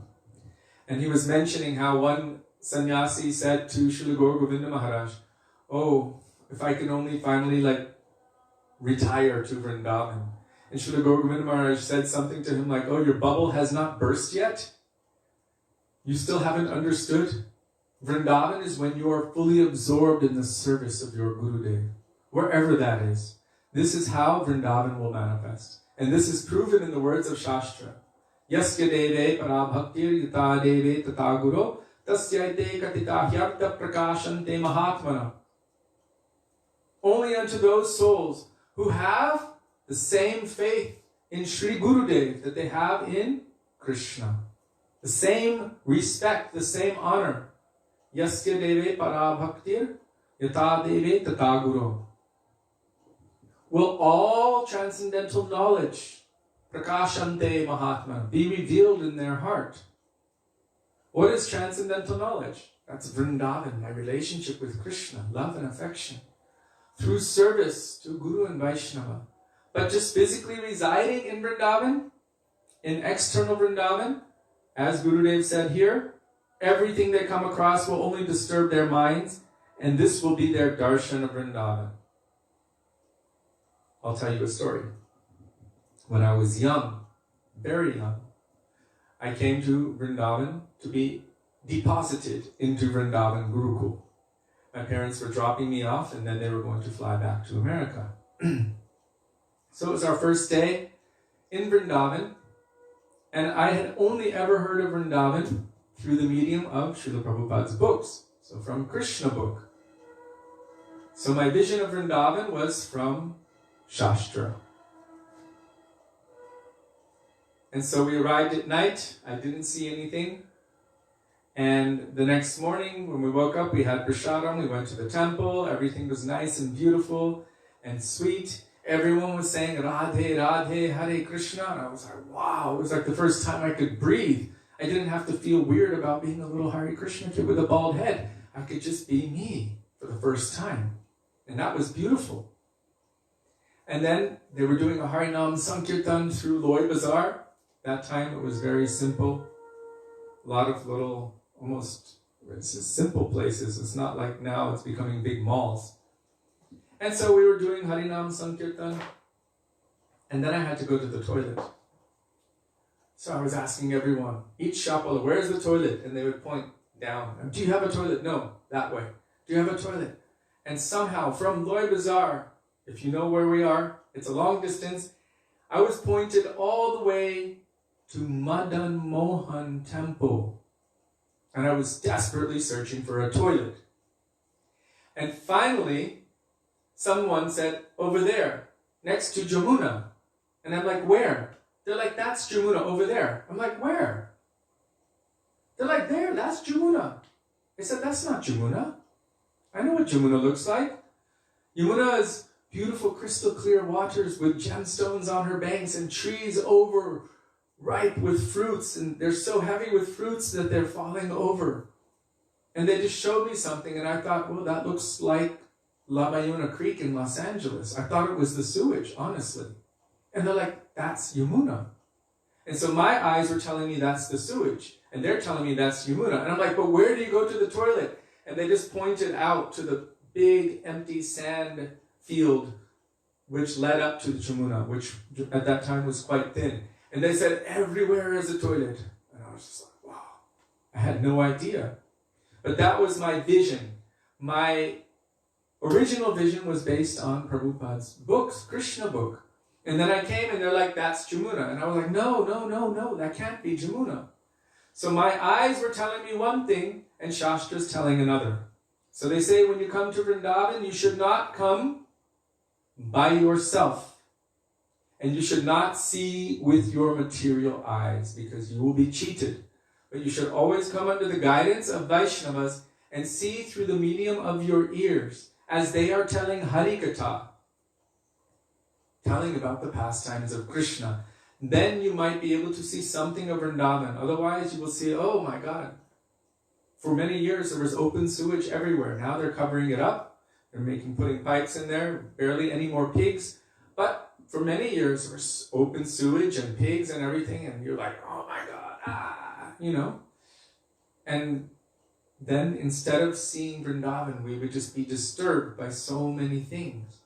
Oh, these animals and monkeys and pigs and dogs and wild creatures and, you know, just trying to just getting to the market and back was a very stressful event. So Gurudev is saying here, if we are not able to see it properly, if we're not under the proper guidance, then we will only be disturbed in our minds and we will not really have real darshan of Vrindavan. So he was talking about that person who was so excited who came here, but then their steam ran out. Why did their steam run out? This is their sukriti. They only had enough spiritual merit to give them so much, and they did not develop enough. Because you cannot do it just by coming to the holy place. Not just by coming to the holy place. One must be under the guidance of Vaishnavas and hearing katha of the holy places in their association. Gangara parashohile paschate pavan darshane pavitra koro eto margu. Srila Narottam Das Thakur tells in the bhajan ebara kurna koro that just by bathing in the Ganga, yes, one's sins can be removed. But just by having darshan of the pure devotee, darshane pavitra koro, one becomes purified. This is their qualification.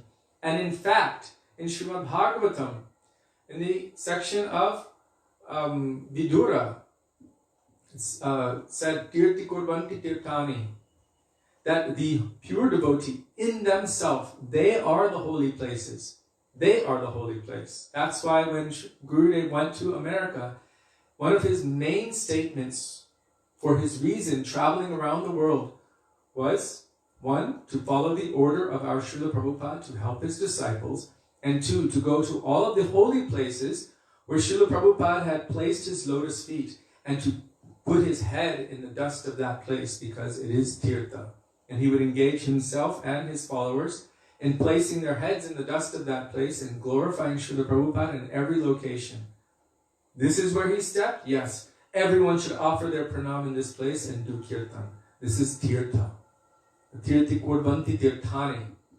Where the pure devotee is, that place is a tirtha. And even where so many thousands and millions of persons come, they come to the dham for what purpose? To deposit their sins. Oh dham, take away my sins. But by the presence of the pure Vaishnava, the pure devotee, all of those sins are vaporized, are actually destroyed.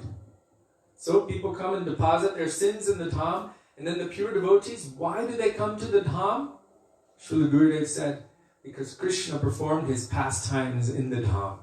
And they want to come and touch Krishna's footprints, roll in the dust of those places, and absorb themselves in the nectar of Krishna's pastimes in the dham. So the opportunity to meet with pure devotees who are coming from all over the universe is greatly enhanced by coming to the dham. And that is one of the main reasons we come here. If we just come here on our own, we won't be able to appreciate it properly. But coming in the guidance of Vaishnavas, coming in the guidance of Sri Guru, somehow to attain the association of sadhu, shuddha bhaktas, then we can actually become absorbed in Braja Bhav and Braja Ras. We were in California, in Badger, and Gurudev said, this is New Braj, same as Braj. And then he said, we have Govardhan here, Radhakund, Shyamakund, Jamuna is there, Giriraj Maharaj, Govardhan is there. And then he would say, come with me. Leave everything behind. we're coming to Jamuna, now we will bathe 3 times. And then he would actually give us the meditation. 1, 2, 3. He said, now, leave everything behind. Be with me here. And then he would start speaking the sweet pastimes of Krishna. And at that time, we would witness a miracle. All of us. One devotee said it was like just sitting back and watching the most amazing thing that was ever happening. Gurudev would start speaking the sweet pastimes of Krishna. Suddenly at that moment, one thing I wanted to share. The jasmines would wait to bloom until he arrived. So if he was arriving in the beginning of June, they would start blooming 2 days before he arrived. If he was arriving in the middle of June, they would start blooming 2 days before he arrived. It didn't matter when he was coming. They would wait and then they would start blooming. It reminds me of something I read in this bhajan, Yan Kalirupa, when the forest flowers begin to bloom, blossom. And then he would start speaking. And at that moment, the sky would turn a beautiful, kind of light purplish hue and just gently start sprinkling. And then as he was speaking, you would hear peacocks off in the distance. Maybe Nanda Gopal's peacocks, maybe Krishna's peacocks. Those peacocks would start making their sounds. And Gurudev would be speaking of the sweet pastimes of Krishna in Vrindavan. Everything was transformed. And this is proven by Bhaktivedanta Thakur's words in that one bhajan, which I don't know how it begins, but he was saying, where the pure devotee is, that place is Vrindavan. Those mountains are Govardhan, those rivers are Jamuna, those lakes and ponds are like Radha Kund and Shamakund. Because they are carrying Krishna, they are carrying Vrindavan within their heart, then Vrindavan is manifesting in their association.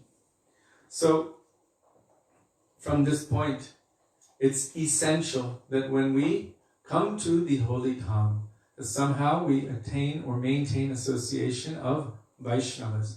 Try to become saturated in their moods, in their bhavs, and not just here for mundane purposes. Our Gurudev would be so heavy. Don't come here for getting married. Don't come here, right? Yeah.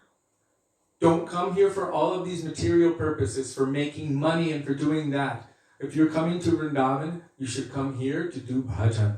You should come here to be in the association of Vaishnavas. You should come here to hear Harikatha and to absorb yourself in all of the activities of bhakti. Don't come for any other ulterior motive or any other purpose. Then it will be offense. So try to come to Vrindavan, be saturated in the Braja Ras, in the bhavs of Vrindavan, by being in the association of Vaishnavas who are saturated in Braja Bhav. By hearing through the medium of the ears, we should see how Vrindavan is, how sweet, how beautiful. And by that, we will feel ever fresh, renewed inspiration, and we will be able to move toward the real Vrindavan by their mercy, by their grace. Didi says. Sorry, I haven't looked. Wow. Same as our gardenia plants. So we could offer full gardenia flowers to Gurudev. I noticed that also we were staying in Los Angeles at Amrita's house, and they were waiting for the gardenias to bloom, and they were saying, I don't know why they're so late. I don't know why they're so late. And then they left and went on vacation, and then Gurudev was coming a few days later. And suddenly all of the gardenias began to... Remember, we gave Gurudev a massive garland of gardenias and jasmine. Everything just bloomed within a couple of days of his arrival. And it was so beautiful. Thousands of garlands came on him, and he would take the marigold ones, off, but he kept the gardenia one. He would hold them back. They were trying to take the gardenia. He was holding on to the gardenia one. So anyhow. Okay, I just want to make sure. Okay. Srila Gurudev ki jai, Srila Prabhupada ki jai, Vibhanu Guru Varga ki jai, Gaur Bhaktivedanta ki jai, Madhav Titi Ekadashi ki jai, Shri Vrindavan Dham ki jai, Gaur Premanande Hari Hari Gaur. Okay, so next time, not tomorrow, but when we continue with Gopakumar, we will continue, with Gopakumar. Gurudev just gave us a little entrance into the proper and also the improper mindset of approaching Vrindavan. And now he's going to continue with Gopakumar But as you know, tomorrow is Vaman Vadashi and Jiva Goswami's day, so it's a big day. And then Bhaktivedanta Thakur's, Haridas Thakur's, so many wonderful. And Vishwarup Mahotsav, Prabhupada Sannyas, Param Gurudev Sannyas. So we are loaded up. So beautiful to be able to have all of these beautiful festivals back to back. Yes, Gurudev loves gardenias.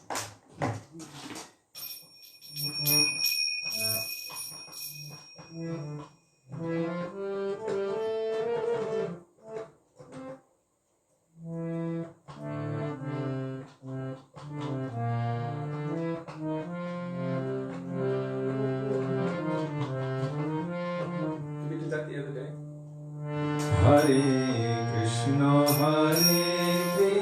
Krishna Krishna, Hare Rama, Hare Rama, Rama Rama, Hare Krishna, Hare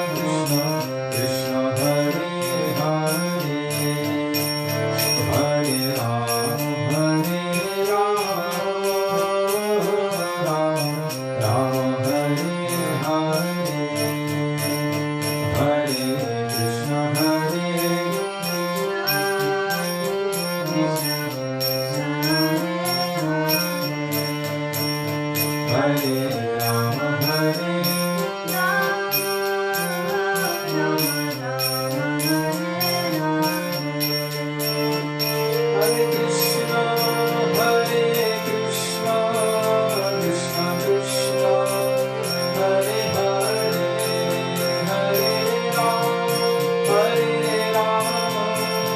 Rama Rama Hare Hare Hare Krishna Krishna Krishna Hare Hare Hare Rama Rama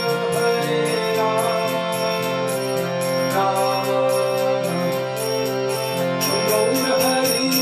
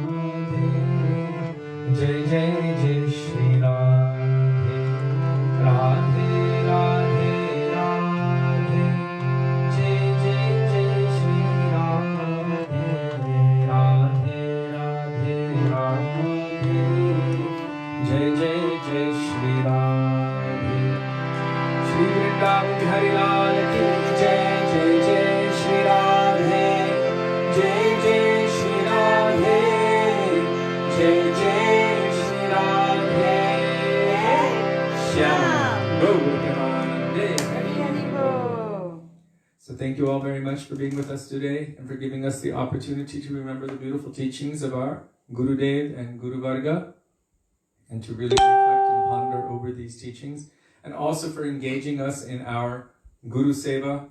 We are indebted to you for that, and we look forward to being with all of you tomorrow to glorify Sri Vamandev and Jiva Goswami. So Dandavat Pranam. Dandavat Pranam. Hare Krishna, Radhe Radhe, Hare Radha Krishna, Vino Bihari Hare Ju Shashinandana Gaura Hari Ki Jai.